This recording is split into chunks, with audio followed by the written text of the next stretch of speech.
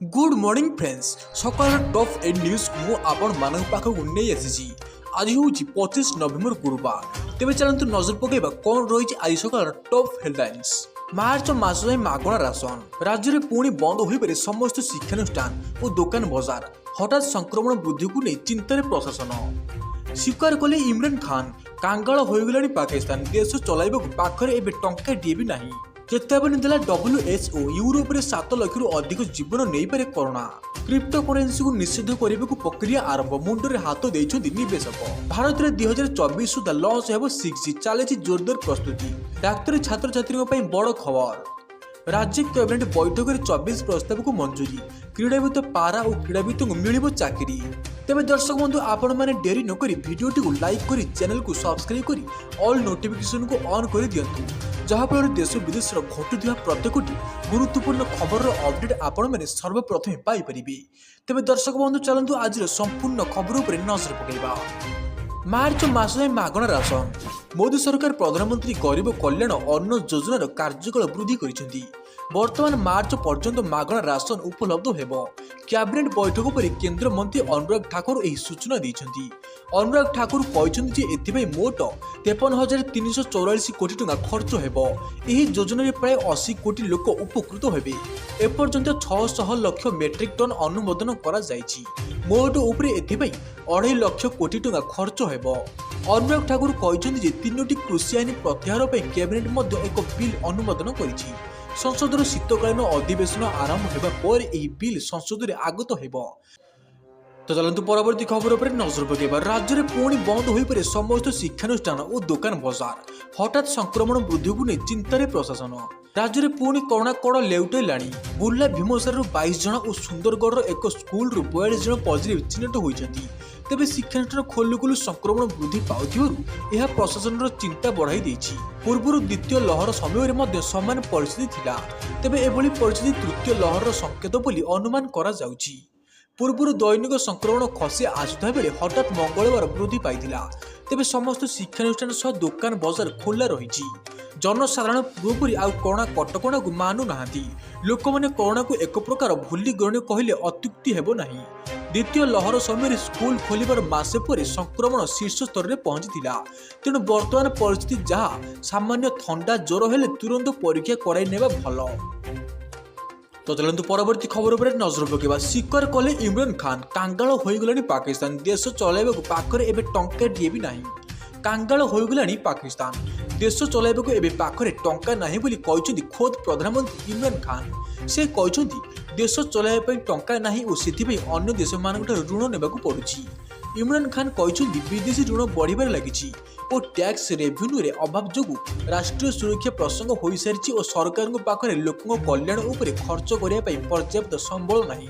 इस्लामाबाद में आयोजित एक कार्यक्रम में इमरान जोगदे कहते आमर सबुठ बड़ समस्या होउछि आम पाखे निज देश को चलाइबा पर्याप्त टंका नहीं।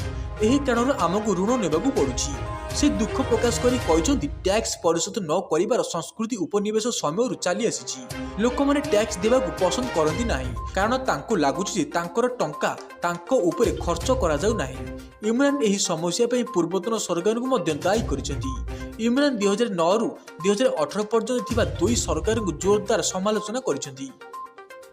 तो चलतु परवर्ती खबर पर नजर पकेबा। चेतावनी देला WHO यूरोप में 7 लाख अधिक जीवन नहीं पारे कोरोना। यूरोपर अधिकांश राष्ट्र में काया मेलाउछि कोरोना। एभली समय पुणी चिंताजनक खबर देला विश्व स्वास्थ्य संगठन। आसंता मार्च सुधा यूरोप और एशियार आंशिक अंचल में आउ 7 लाख अधिक लोकों जीवन नहीं पारे भूताणु। वर्तमान सुधा यूरोपर 53 राष्ट्र में कोरोना जनित मृत्यु संख्या 15 लाख पार होता बेले एबे भी संक्रमण जारी रही। एपरिक यूरोप में मोट मृत्यु संख्या 22 लाख होबार आशंका सृष्टि होइछि। यूरोपर अधिकांश राष्ट्र में संक्रमण ग्राफ बढ़िबा सह मृत्यु संख्या बढ़ुछि। अनेक राष्ट्र में लॉकडाउन प्रक्रिया भी जारी रही। सेपटे विश्व स्वास्थ्य संगठन आशंका यूरोप और एशिया रे चिंता सृष्टि करिछि। तो चलतु परवर्ती खबर पर नजर पकेबा। क्रिप्टो करेन्सी को निषेध करने को प्रक्रिया आरंभ मुंडे हाथ देइछन्ती निवेशक। क्रिप्टो जगत रे आतंक भारत में समस्त प्रकार क्रिप्टो करेन्सी को निषेध करने लगी सरकार पदक्षेप नेबा आरंभ करिया पर मुंडे हाथ देइछन्ती निवेशक। आसंता शीतकालीन अधिवेशन में संसद में एक बिल आने को जाउथिया बेले डिजिटल करेन्सी भविष्य अंधकार आड़ को गति करिछि। भारतीय रिजर्व बैंक निर्देश अनुसार आसंता अधिवेशन काल में डिजिटल करेन्सी को नियंत्रण करने नहीं एक फ्रेमवर्क आने को जाउछंती। सरकार को यह निष्पत्ति प्रकाश पाया परी समस्त प्रमुख डिजिटल करेन्सी सूचकांक 18% रु अधिक ह्रास पाई।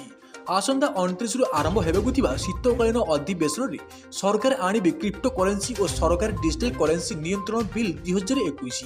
यह बिल रिजर्व बैंक द्वारा स्वीकृति प्राप्त डिजिटल करेन्सी सृष्टि सकाशे एक फ्रेमवर्क तैयारी लगी व्यवस्था रही।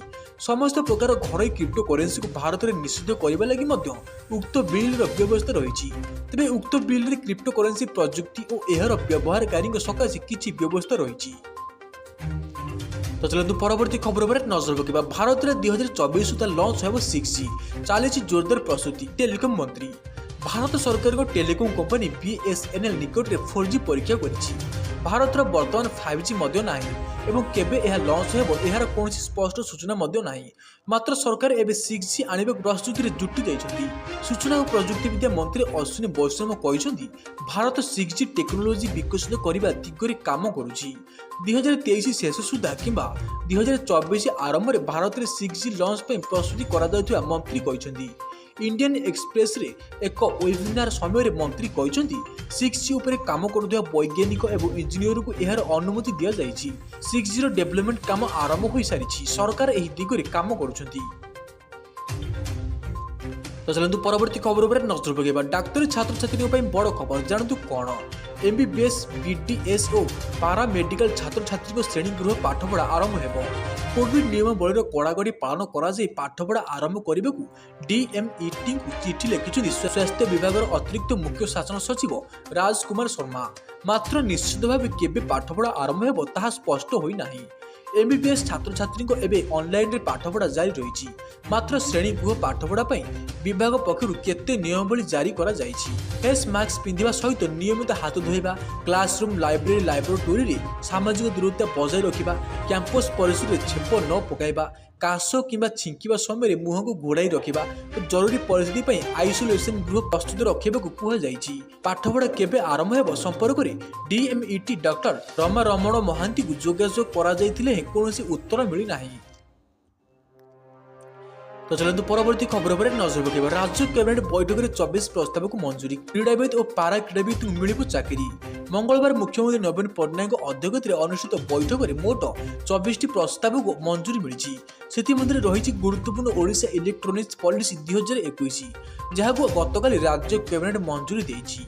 जहां अन्य राज्य मानक पॉलिसी गुड़िक अपेक्षा ढेर भल जहाद्वारा शिल्प प्रतिष्ठान आकृष्ट होबे एवं ओडिशा 2026 सुधा इलेक्ट्रोनिक्स शिल्प अग्रणी राज्य में परिणत हो पार। लोयर सुकोतला नदी उपर ब्यारेज निर्माण को मंजूरी 2.5 वर्ष मध्य कार्य पूर्ण कर लक्ष्य रखा द्वारा 4 शहर ऊर्ध्व अंचल में जलसेचन हो पार।